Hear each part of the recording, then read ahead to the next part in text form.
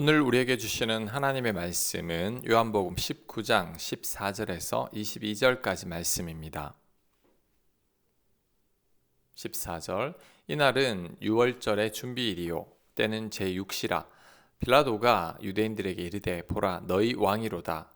그들이 소리 지르며 없이 하소서 없이 하소서 그를 십자가에 못 박게 하소서. 빌라도가 이르되 내가 너희 왕을 십자가에 못 박으랴? 대제사장들이 대답하되 가이사 외에는 우리에게 왕이 없나이다 하니 이에 예수를 십자가에 못 박도록 그들에게 넘겨주니라. 아멘. 드디어 예수님께서 십자가에 못 박히시게 됐습니다. 빌라도가 너희들의 왕이라고 하자 대제사장이 대답하기를 우리들의 왕은 로마 황제 가이사밖에 없다고 합니다.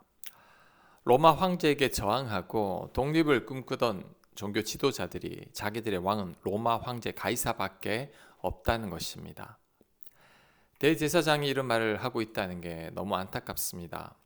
우리로 따지면 교회 목사님들이 일제강점기에 우리 왕은 일왕밖에 없다고 말하는 것과 같은 거죠. 우리 진짜 왕은 예수님이십니다. 그런데 종교 지도자들은 진짜 왕을 거부하고 인간이 세운 왕을 자기들의 왕이라고 고백하고 있습니다. 왜 이렇게 됐을까요? 너무 형통해서 그렇죠. 당시 종교 지도자들은 최고의 권력과 지위를 가지고 권세를 누리고 있을 때였습니다. 선줄로 생각할 때 특히 더 조심해야 하는데 종교 지도자들은 그렇지 못했죠. 풍족함으로 인해 눈이 가려진 겁니다. 우리도 충분히 이렇게 될 수 있습니다. 똑똑하고 성실한 사람들도 한순간의 잘못된 판단이나 선택에 의해서 완전히 무너질 때가 있습니다. 믿었던 사람이 한순간에 변할 때도 있습니다. 왜 이렇게 됐을까요? 너무 풍족하고 너무 잘 나가면 이렇게 되죠. 우리는 형통할 때 조심해야 합니다. 아무런 문제가 없고 풍족할 때 조심해야 합니다. 고난 가운데 하나님과 멀어지고 하나님을 떠나는 경우는 거의 없죠. 하나님만 꼭 붙들고 있기 때문입니다. 하지만 삶이 풍족할 때, 아무런 문제가 없을 때, 너무나 형통할 때 정말 조심해야 합니다. 이때가 영적으로는 큰 위기의 순간입니다. 이때 죄짓게 되고 이때 하나님과 멀어지게 됩니다. 이때 분별력을 잃게 되니까 이때 더 조심해야 합니다. 17절 그들이 예수를 맡음에 예수께서 자기의 십자가를 지시고 해골, 히브리 말로 골고다, 해골이라 하는 곳에 나가시니 그들이 거기서 예수를 십자가에 못 박을새 다른 두 사람도 그와 함께 좌우편에 못 박으니 예수는 가운데 있더라. 빌라도가 패를 써서 십자가 위에 붙이니 나사렛 예수 유대인의 왕이라 기록되었더라. 예수께서 못 박히시던 곳이 성에서 가까운 거로 많은 유대인들이 이 패를 읽는데 히브리와 로마와 헬라 말로 기록되었더라. 유대인의 대제사장들이 빌라도에게 이르되 유대인의 왕이라 쓰지 말고 자칭 유대인의 왕이라 쓰라 하니 빌라도가 대답하되 내가 쓸 것을 썼다 하니라. 아멘. 빌라도가 십자가에 패를 붙였는데 유대인의 왕이라고 썼습니다. 빌라도가 왜 이렇게 썼을까요? 유대인들의 주장대로 쓴 거죠. 한편으로는 괘씸한 마음도 있었을 겁니다. 무죄한 예수님을 너희가 왕이 되려는 사람으로 모함해서 죽였으니 내가 너희 말 그대로 기록해 주겠다는 거죠. 이에 대해 대제사장들이 반발했지만 빌라도는 그대로 써 붙였습니다. 그런데 빌라도의 이런 글귀에 진실이 담기게 됐죠. 예수님은 정말 유대인의 왕이기 때문입니다. 인간들의 모함 가운데 나온 말에 하나님의 진리가 담겨 있었던 거죠. 대제사장들의 모함과 빌라도의 불쾌함을 통해서 하나님은 당신의 뜻을 이루셨습니다. 참으로 하나님의 섭리는 신묘막측하죠. 십자가도 결국 하나님의 오묘한 섭리 가운데 일어난 사건입니다. 인간들은 악한 마음으로 예수님을 십자가에 못 박았습니다. 그런데 그 십자가가 인류를 구원하는 길이 됐습니다. 하나님의 지혜가 참으로 놀랍습니다.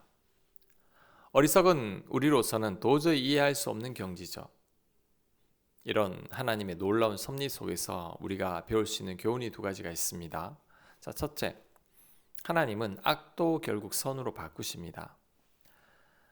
제사장들과 백성들의 악이 예수님을 십자가에 못 박게 했지만 그 십자가가 구원이 되었죠. 이것이 하나님의 놀라운 섭리입니다. 그러니 우리들은 절대 악 때문에 절망해서는 안 됩니다. 하나님은 최악의 상황도 최선으로 만드십니다. 이것을 한 줄로 요약하면 로마서 8장 28절이죠.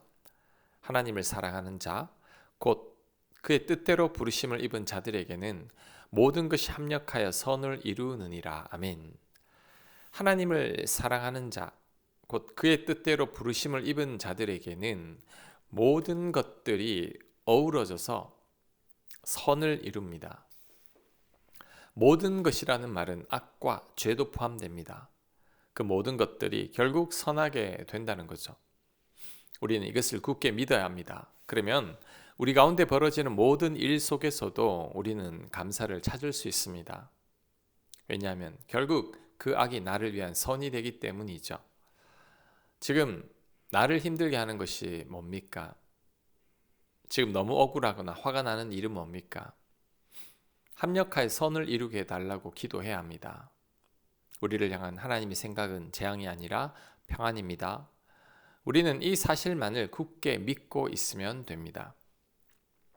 세상 사람들처럼 화내고 억울해하고 후회와 낙심 가운데 살면 안 됩니다. 이런 삶은 믿음의 사람의 삶이 아니죠. 하나님은 결국 합력하여 선을 이루실 겁니다. 하나님을 신뢰하고 합력하여 선이 되기를 기도하고 기대할 때 결국 선이 될 것입니다.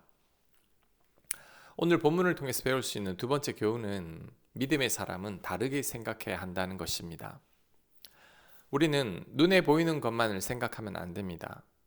눈에 보이는 종교 지도자들의 악만을 생각한다면 예수님도 십자가 달리실 때 화가 났을 것입니다.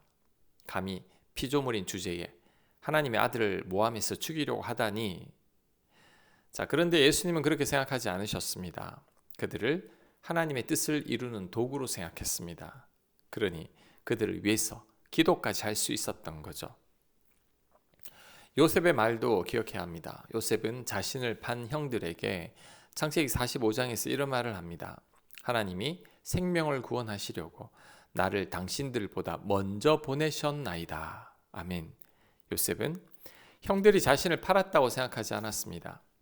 하나님께서 생명을 구원하시려고 형들을 통해 자신을 먼저 애굽으로 보냈다고 생각했습니다.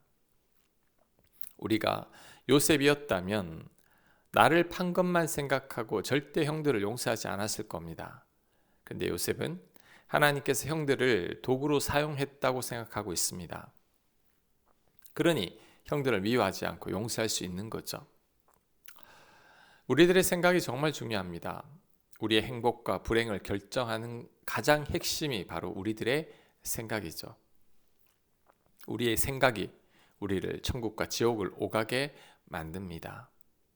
그러니 우리들은 항상 믿음으로 생각할 수 있어야 합니다. 제가 좋아하는 문구가 있습니다.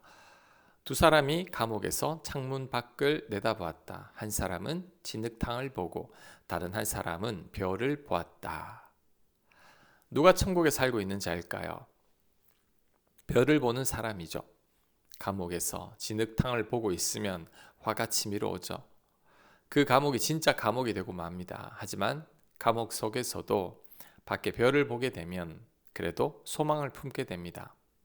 우리는 별을 보는 자가 되어야 합니다. 그럴 때 감옥과 같은 현실도 천국이 되는 거죠. 우리는 세상 사람들과 똑같이 생각하면 안 됩니다. 우리는 모든 것들을 다르게 생각해야 합니다. 우리는 눈에 보이는 것만을 생각하면 안 됩니다. 모든 것을 하나님의 섭리 속에서 생각해야 합니다. 하나님의 뜻 가운데 생각해야 합니다. 합력하여 선이 된다고 생각해야 합니다. 누가 나를 힘들게 합니까?